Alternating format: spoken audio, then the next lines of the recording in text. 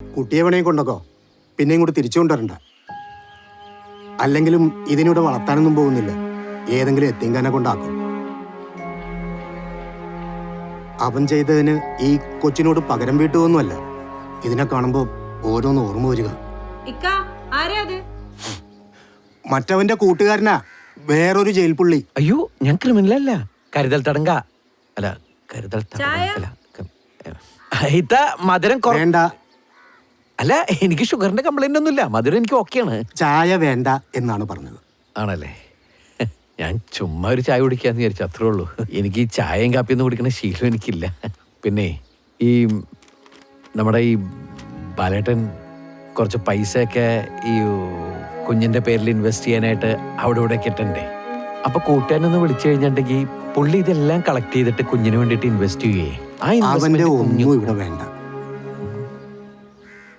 മേലാൽ ഇതും പറഞ്ഞ് ഇങ്ങോട്ട് വരികയും ചെയ്യരുത്, മനസ്സിലായില്ലേ? ഇക്കെങ്ങനെയൊക്കെ പറയുമെങ്കിലും എനിക്കറിയാം ഇക്കാളൊരു നിഷ്കുവാണ്. എനിക്കിതുപോലെ ഒരു കൂട്ടുകാരനുണ്ടായിരുന്നു. പാവം ട്രെയിൻ കയറി മരിച്ചുപോയി. ഒരു സെക്കൻഡ് ഷോ കഴിഞ്ഞ് വരുന്ന സമയത്ത് എനിക്ക് എപ്പോഴും നിങ്ങളുടെ ആലോചിക്കുമ്പോ എൻ്റെ അമ്മയെ ട്രെയിൻ ഇടിച്ചിട്ടേ കാല് വേറെ കൈ വേറെ, തല പാതി വെച്ച്.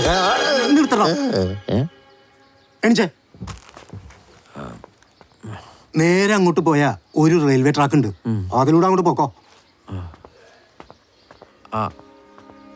അല്ലക്ക, നമ്മളൊക്കെ മരിച്ചു പോണ മനുഷ്യന്മാരാന്നുള്ളൊരു ട്വിസ്റ്റാണ് ഞാൻ ഉദ്ദേശിച്ചത്.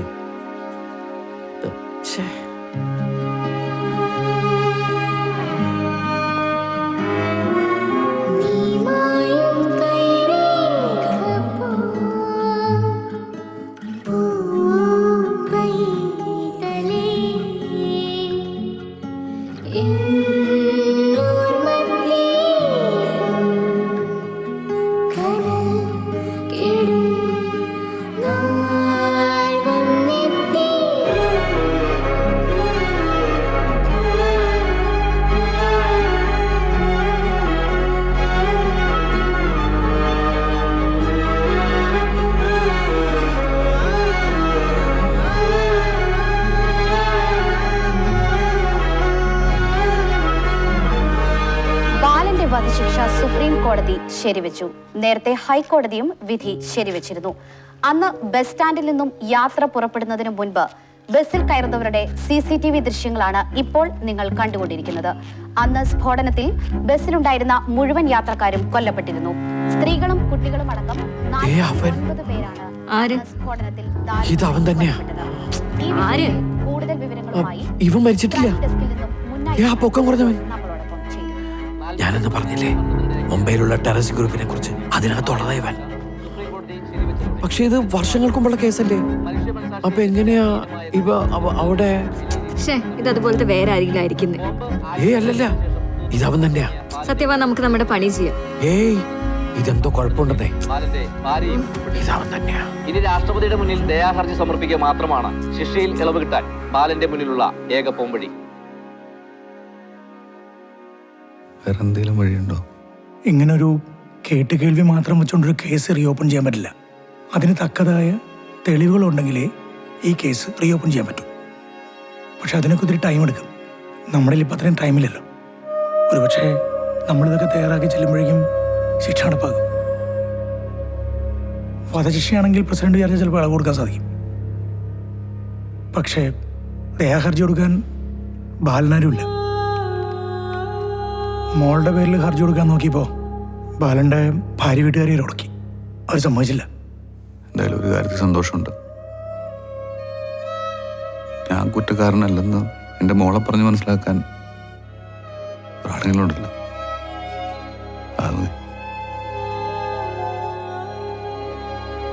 ആ സന്തോഷത്തിൽ അങ്ങോട്ട് പോവാ.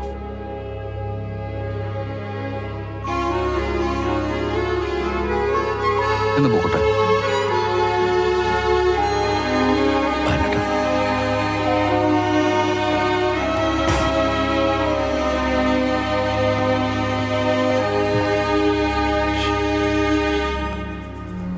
ഇക്കൊന്നും പറഞ്ഞില്ല, നമ്മളൊക്കെ മനുഷ്യന്മാരല്ലേ. നിന്നോട് എത്ര പ്രാവശ്യം പറഞ്ഞോടാ? നിങ്ങളുടെ മാനസികാവസ്ഥ എനിക്ക് മനസ്സിലാവും. ബാലൻ ചെയ്തത് തെറ്റ് തന്നെയാണ്. അതിനുള്ള ശിക്ഷ അയാൾക്ക് കിട്ടിക്കഴിഞ്ഞു. കിട്ടാവുന്നതിൽ ഏറ്റവും വലിയ ശിക്ഷയാണ് അയാൾക്ക് കിട്ടി. അയാളുടെ കാര്യം വിട്ടേക്ക്. ദേ, ഈ കുഞ്ഞിനൊന്നും ഓർത്തൂടെ? ഈ കുഞ്ഞിന് അവളുടെ അച്ഛനെ അവസാനമായിട്ട് കാണണമെന്ന് ഒരു ആഗ്രഹം ഉണ്ടാവില്ലേ? നമ്മളായിട്ട് അത് തടയരുത്. നിങ്ങൾ ആരും വരണ്ട. ഞാൻ കുഞ്ഞിനെ കൊണ്ടുപോയി അവളുടെ അച്ഛനെ കാണിച്ചിട്ട് ഭദ്രമായി തിരിച്ചിവിടെ കൊണ്ടുവന്നെത്തിക്കാം. ഒന്നിങ്ങോട്ട് വന്നേ. ഞാനൊന്ന് ചോദിച്ചിട്ട് വരാം. ഇതാരാ? അച്ഛനെ കൊച്ചപ്പോഴാ വന്നേ? അച്ഛാ, ഓ, അച്ഛനെപ്പ വരുന്നേ? അച്ഛനെ കൂട്ടില്ലേ? അച്ഛൻ മാത്രമല്ല ഉമ്മച്ചും കൂട്ടില്ലേ? ഉമ്മച്ചി മരിച്ചുപോയില്ലേ? മരിച്ചു പോയാലെന്താ? മരിച്ചു പോയാലും ഞാൻ കൂട്ടുന്നുണ്ട്. വിശേഷം പറ. എന്റെ കൂട്ടുകാരൊന്നും എന്നോടിപ്പം ഉണ്ടാറില്ല.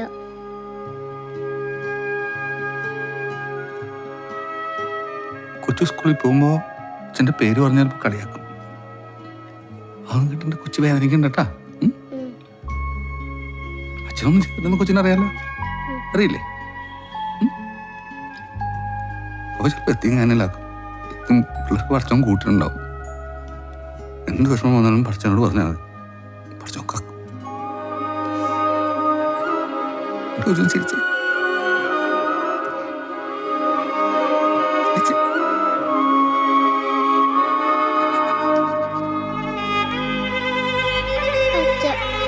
ശരിയല്ലേ?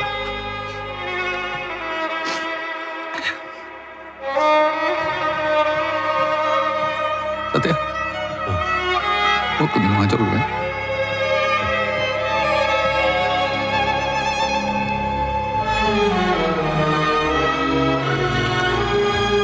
വാ, പോവാം.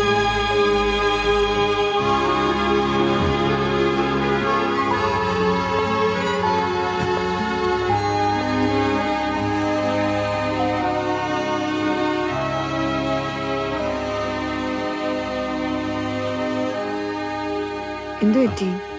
ഏയ്, ഉറക്കം വരുന്നില്ലേ? ഒന്നുമില്ല. നീ ഉറങ്ങിക്കോ, ഞാൻ വന്നോളാം.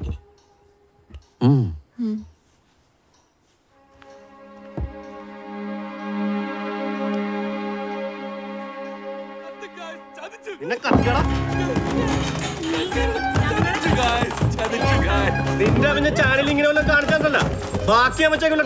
അവന്റെ ഒരു കരിപുറണ്ട ജീവിതങ്ങള്.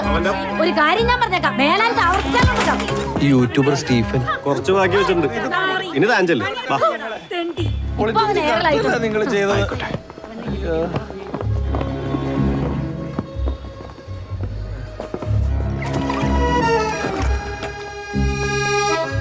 സത്യനാഥനല്ലേ? അതെ, തെറി പറഞ്ഞു തല്ലരുത്. ഞാനതിനൊന്നല്ല. എന്തായിരുന്നു അത്? അതിവിടെ ഒരു ബ്യൂട്ടി പാർലറിൽ ക്യാമറ വെച്ചിട്ട് ഡൈ ചെയ്യുന്ന സ്ത്രീകളെ കുറിച്ചൊരു ബ്ലോഗ് ചെയ്തു. അതിന്റെ സന്തോഷ പ്രകടനമായിരുന്നു. എന്തായിരുന്നു ബ്ലോഗ്? കരിപുരണ്ട ജീവിതങ്ങൾ. ഈ കരിപുരണ്ട ജീവിതങ്ങളെ കുറിച്ചല്ലാതെ നഷ്ടപ്പെടുന്ന ജീവനെ കുറിച്ച് എഴുതാൻ ധൈര്യമുണ്ടോ? ഐറ്റം ഉണ്ടോ? ഉണ്ട്. വൈറലാവോ? ആവോ.